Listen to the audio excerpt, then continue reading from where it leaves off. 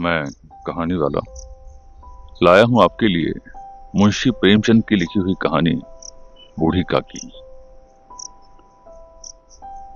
बूढ़ी काकी में जिभा स्वाद के सिवा कोई और चेष्टा शेष न थी और न अपने कष्टों की ओर आकर्षित करने का रोना रोने के अलावा कोई दूसरा सहारा ही। समस्त इंद्रियां, नेत्र, हाथ और पैर जवाब दे चुके थे। पृथ्वी पर पड़ी रहती और जब घर वाले कोई बात उनकी इच्छा के प्रतिकूल करते या भोजन का समय टल जाता, उसका परिमाण पूर्ण न होता अथवा बाजार से कोई वस्तु आती और उन्हें न मिलती तो रोने लगती। उनका रोना सिसकना साधारण न था, वह गला फाड़ फाड़ कर रोती थीं। उनके पतिदेव को स्वर्ग सिधारे कालांतर हो चुका था। बेटे तरुण होकर चल बसे थे। अब एक भतीजे के सिवाय कोई और न था। उसी भतीजे के नाम उन्होंने अपनी सारी संपत्ति लिख दी थी। भतीजे ने संपत्ति लिखाते समय तो खूब लंबे चौड़े वादे किए थे, परंतु वे सब वादे केवल कुली डिपो के दलालों के दिखाए हुए सब्जबाग थे। यद्यपि उस संपत्ति की वार्षिक आय 150-200 रुपए से कम न थी, तथापि बूढ़ी काकी को पेट भर भोजन भी कठिनाई से मिलता था। इसमें उनके भतीजे पंडित बुद्धिराम का अपराध था अथवा उनकी अर्धांगिनी श्रीमती रूपा का, इसका निर्णय करना सहज नहीं है। बुद्धिराम स्वभाव के सज्जन थे, किंतु उसी समय तक जब तक कि उनके कोष पर कोई आंच न आए। रूपा स्वभाव से तीव्र थी सही, पर ईश्वर से डरती थी। अतएव बूढ़ी काकी को उसकी तीव्रता उतनी न खलती थी जितनी बुद्धिराम की भलमनसाहत। बुद्धिराम को कभी कभी अपने अत्याचार का खेद होता था। विचारते कि इसी संपत्ति के कारण मैं इस समय भला मानुस बना बैठा हूं। यदि मौखिक आश्वासन और सूखी सहानुभूति से स्थिति में सुधार होता तो उन्हें कदाचित कोई आपत्ति न थी, परंतु विशेष व्यय का भय उनकी सचेष्टा को दबाए रखता था। यहां तक कि यदि द्वार पर कोई भला आदमी बैठा होता और बूढ़ी काकी उस समय अपना राग अलापने लगती तो वह आग हो जाते और घर में आकर जोर से डांटते। लड़कों को बुढ़ों से स्वाभाविक विद्वेष होता ही है, और फिर जब माता पिता का यह रंग देखते तो बूढ़ी काकी को और भी सताया करते। कोई चुटकी काट कर भागता, कोई उन पर पानी की कुल्ली कर देता। काकी चीख मारकर रोती, परंतु यह बात प्रसिद्ध थी कि वह केवल खाने के लिए रोती हैं। अतएव उनके संताप और आर्तनाद पर कोई ध्यान नहीं देता था। हाँ, काकी कभी कभी क्रोधातुर होकर बच्चों को गालियां देने लगती तो रूपा घटना स्थल पर अवश्य आ पहुंचती। इस भय से काकी अपनी जिह्वा कृपाण का कदाचित ही प्रयोग करती थी। यद्यपि उपद्रव शांति का यह उपाय रोने से कहीं अधिक उपयुक्त था। संपूर्ण परिवार में यदि काकी से किसी को अनुराग था तो वह बुद्धिराम की छोटी लड़की लाडली थी। लाडली अपने दोनों भाइयों के भय से अपने हिस्से की मिठाई चबेना बूढ़ी काकी के पास बैठकर खाया करती थी। यही उसका रक्षागार था। यद्यपि काकी की शरण उनकी लोलुपता के कारण बहुत महंगी पड़ती थी, तथापि भाइयों के अन्याय से कहीं सुलभ थी। इसी स्वार्थानुकूलता ने उन दोनों में प्रेम और सहानुभूति का आरोपण कर दिया था। रात का समय था। बुद्धिराम के द्वार पर शहनाई बज रही थी और गांव के बच्चों का झुंड विस्मयपूर्ण नेत्रों से गाने का रसास्वादन कर रहा था। चारपाइयों पर मेहमान विश्राम करते हुए नाइयों से मुक्कियां लगवा रहे थे। समीप ही खड़ा हुआ भाट बिरदावली सुना रहा था और कुछ भावज्ञ मेहमानों के वाह वाह पर ऐसा खुश हो रहा था मानो इस वाह वाह का यथार्थ में वही अधिकारी है। दो एक अंग्रेजी पढ़े नवयुवक इन व्यवहारों से उदासीन थे। वे इस गंवार मंडली में सम्मिलित होना अपनी प्रतिष्ठा के प्रतिकूल समझते थे। आज बुद्धिराम के बड़े लड़के सुखराम का तिलक आया है। यह उसी का उत्सव है। घर के भीतर स्त्रियां गा रही थीं और रूपा मेहमानों के लिए भोजन के प्रबंध में व्यस्त थी। भट्टियों पर कड़ाही चढ़ी थी।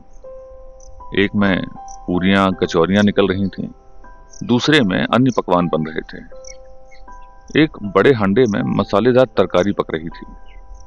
घी और मसाले की शुदावर्धक सुगंध चारों ओर फैली हुई थी।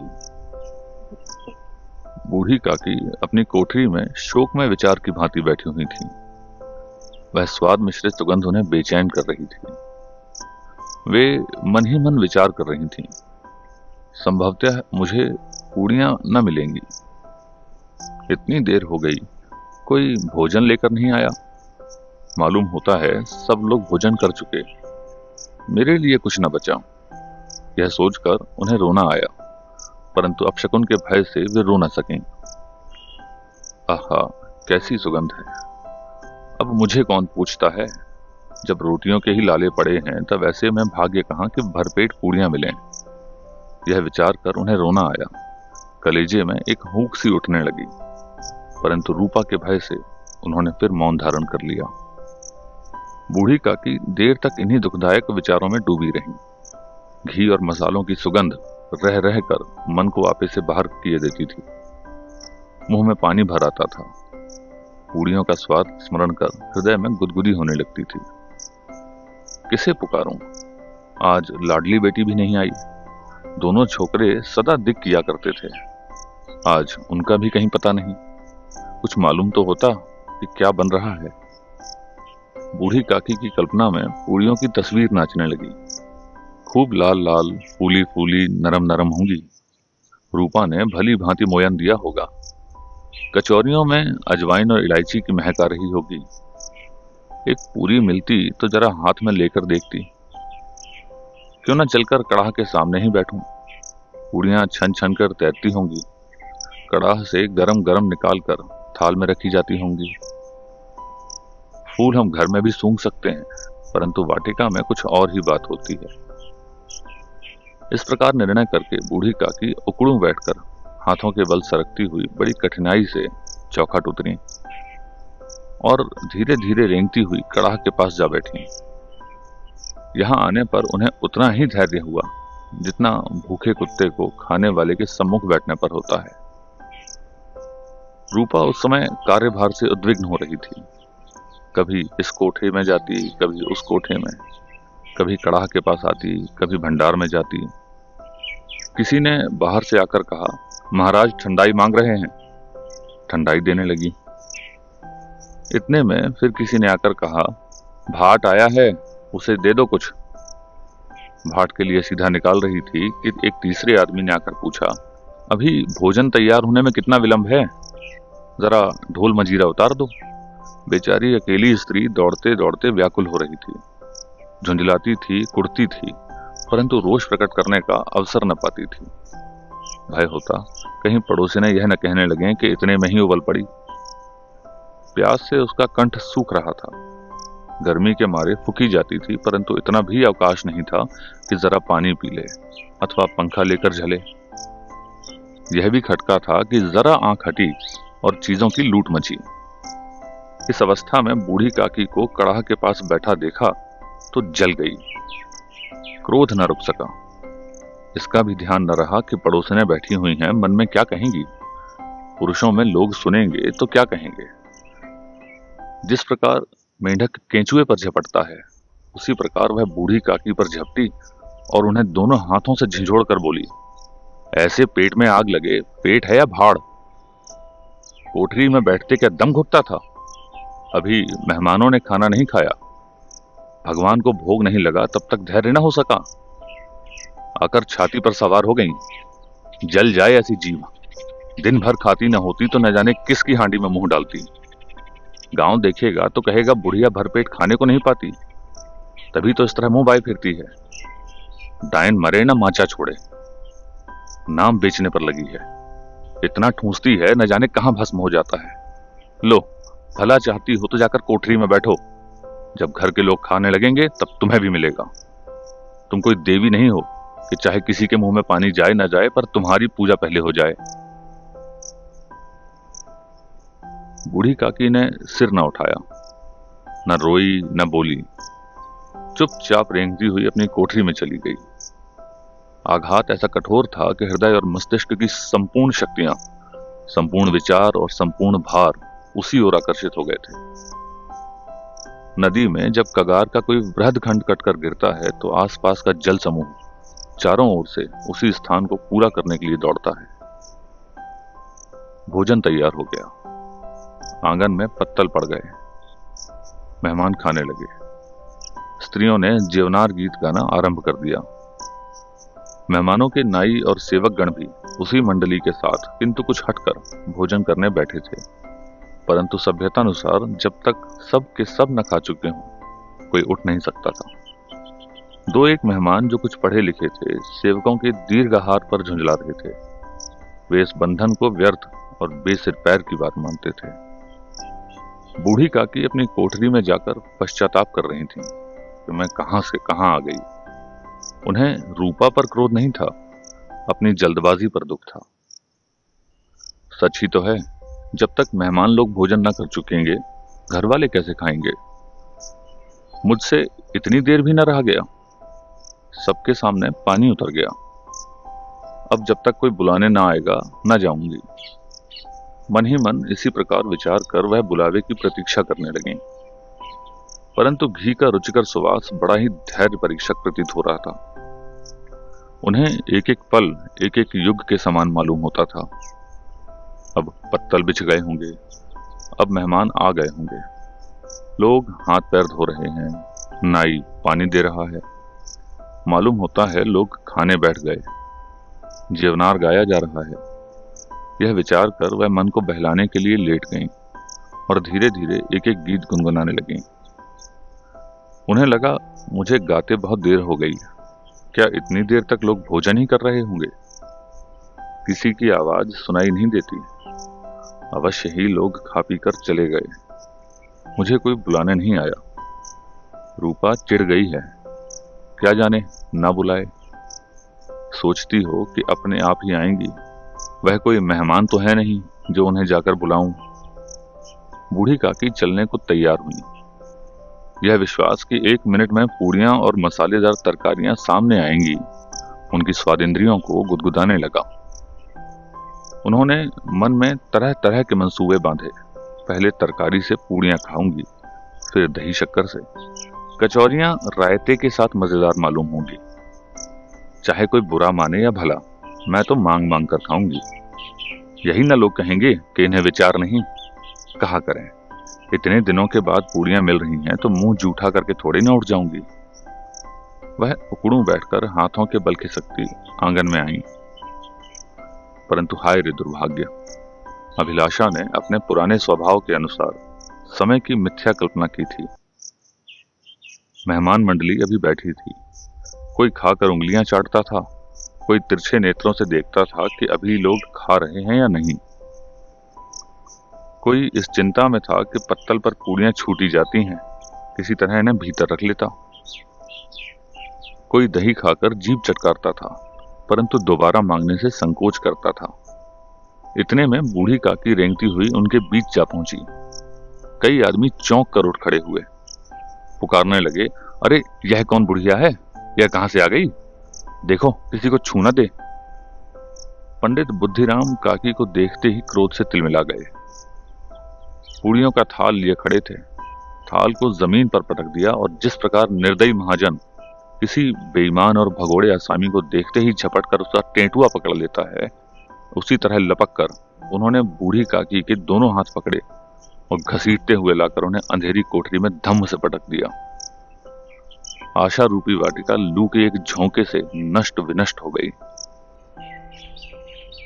मेहमानों ने भोजन किया, घर वालों ने भोजन किया, बाजे वाले, धोबी, चमार भी भोजन कर चुके, परंतु बूढ़ी काकी को किसी ने न पूछा। बुद्धिराम और रूपा बूढ़ी काकी को उसकी निर्लज्जता के लिए दंड देने का निश्चय कर चुके थे। उनके बुढ़ापे पर, दीनता पर, हतज्ञान पर किसी को करुणा न आती थी। अकेली लाडली उनके लिए कुड़ रही थी। लाडली को काकी से अत्यंत प्रेम था। बेचारी भोली लड़की थी। बाल विनोद और चंचलता की उसमें गंध तक न थी। दोनों बार जब उसके माता पिता ने काकी को निर्दयता से घसीटा तो लाडली का हृदय ऐंठ कर रह गया। वह झुंझला रही थी कि यह लोग काकी को क्यों बहुत सी पूड़ियां नहीं दे देते। क्या मेहमान सब की सब खा जाएंगे? और यदि काकी ने मेहमानों से पहले खा लिया तो क्या बिगड़ जाएगा? वह काकी के पास जाकर उन्हें धैर्य देना चाहती थी, परंतु माता के भय से न जाती थी। उसने अपने हिस्से की पूड़ियां बिल्कुल न खाई थीं, अपनी गुड़ियों की पिटारी में बंद कर रखी थीं। वह उन पूड़ियों को काकी के पास ले जाना चाहती थी। उसका हृदय अधीर हो रहा था। बूढ़ी काकी मेरी बात सुनते ही उठ बैठेंगी, पूड़ियां देखकर कैसी प्रसन्न होंगी, मुझे खूब प्यार करेंगी। रात के 11 बज गए थे। रूपा आंगन में पड़ी सो रही थी। लाडली की आंखों में नींद न आती थी। काकी को पूड़ियां खिलाने की खुशी उसे सोने न देती थी। उसने गुड़ियों की पिटारी सामने ही रखी थी। जब विश्वास हो गया कि अम्मा सो रही है तो वह चुपके से उठी और विचारने लगी, कैसे चलूं? चारों ओर अंधेरा था, केवल चूल्हों में आग चमक रही थी। चूल्हों के पास एक कुत्ता लेटा हुआ था। लाडली की दृष्टि द्वार के सामने वाले नीम की ओर गई। उसे मालूम हुआ कि उस पर हनुमान जी बैठे हुए हैं। उनकी पूंछ, उनकी गदा सब स्पष्ट दिखाई दे रही थी। मारे भय के उसने आंखें बंद कर लीं। इतने में कुत्ता उठ बैठा। लाडली को ढाढ़स हुआ। कई सोए हुए मनुष्यों के बदले एक जागता हुआ कुत्ता उसके लिए अधिकतर धैर्य का कारण हुआ। उसने पिटारी उठाई और बूढ़ी काकी की कोठरी की ओर चली। बूढ़ी काकी को केवल इतना स्मरण था कि किसी ने मेरे हाथ पकड़कर घसीटे, फिर ऐसा मालूम हुआ जैसे कोई पहाड़ पर उड़ाए लिए जाता है। उनके पैर बार बार पत्थरों से टकराए। तब किसी ने उन्हें पहाड़ पर पटका। वे मूर्छित हो गईं। जब वे सचेत हुईं तो किसी की जरा भी आहट न मिलती थी।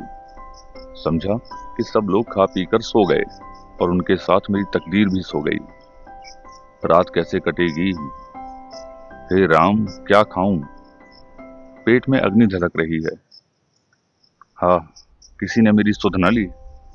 क्या मेरा ही पेट काटने से धन जुट जाएगा? इन लोगों को इतनी भी दया नहीं आती कि न जाने बुढ़िया कब मर जाए। उसका क्यों जी दुखाएं? मैं पेट की रोटियां ही खाती हूं या कुछ और? इस पर यह हाल। मैं अंधी अपाहिज ठहरी, न कुछ सुनूं न बूझूं।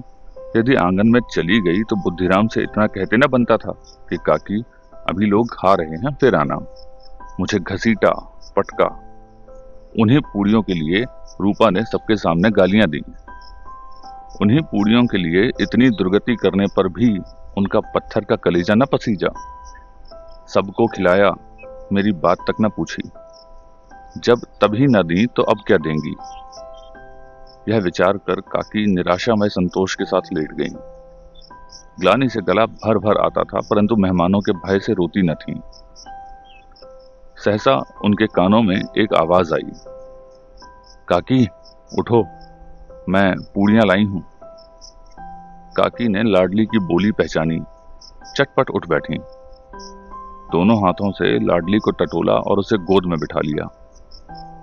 लाडली ने पूड़ियां निकाल कर दी। काकी ने पूछा, क्या तुम्हारी अम्मा ने दी हैं? लाडली ने कहा, नहीं, ये मेरे हिस्से की हैं। काकी पूड़ियों पर टूट पड़ी। 5 मिनट में पिटारी खाली हो गई। लाडली ने पूछा, काकी पेट भर गया? जैसे थोड़ी सी वर्षा ठंडक के स्थान पर और भी गर्मी पैदा कर देती है, उसी भांति इन थोड़ी सी पूड़ियों ने काकी की क्षुधा और इच्छा को उत्तेजित कर दिया था। बोली, नहीं बेटी, जाकर अम्मा से और मांग लाओ। लाडली ने कहा, अम्मा सोती हैं, जगाऊंगी तो मारेंगी। काकी ने पिटारी को फिर टटोला। उसमें कुछ खुरचन गिरे थे। उन्हें निकालकर वे खा गईं। बार बार होंठ चाटती थीं, चटकारे भरती थीं। हृदय महसूस रहा था कि और पूड़ियां कैसे पाऊं। संतोष सेतु जब टूट जाता है तब इच्छा का बहाव अपरिमित हो जाता है। मतवालों को मद का स्मरण कराना उन्हें मदांध बनाता है। काकी का अधीर मन इच्छा के प्रबल बहाव में बह गया। उचित और अनुचित का विचार जाता रहा। वे कुछ देर तक उस इच्छा को रोकती रहीं। सहसा लाडली से बोली, मेरा हाथ पकड़कर वहां ले चलो जहां मेहमानों ने बैठकर भोजन किया है। लाडली उनका अभिप्राय समझ न सकी। उसने काकी का हाथ पकड़ा और ले जाकर जूठे पत्तलों के सामने बिठा दिया। दीन, शुद्धातुर, हतज्ञान बुढ़िया पत्तलों से पूड़ियों के टुकड़े चुन चुन कर भक्षण करने लगी। ओह, दही कितना स्वादिष्ट था, कचौरियां कितनी सलोनी, खस्ता कितने सुकोमल। काकी बुद्धिहीन होते हुए भी इतना जानती थी कि जो काम मैं कर रही हूं वह मुझे कदापि नहीं करना चाहिए। मैं दूसरों के जूठे पत्तल चाट रही हूं, परंतु बुढ़ापा तृष्णा रोग का अंतिम समय है, जब संपूर्ण इच्छाएं केवल एक ही केंद्र पर आ जाती हैं। बूढ़ी काकी का यह केंद्र उनकी स्वादेंद्रियां थीं। ठीक उसी समय रूपा की आंख खुली। उसे मालूम हुआ कि लाडली मेरे पास नहीं है।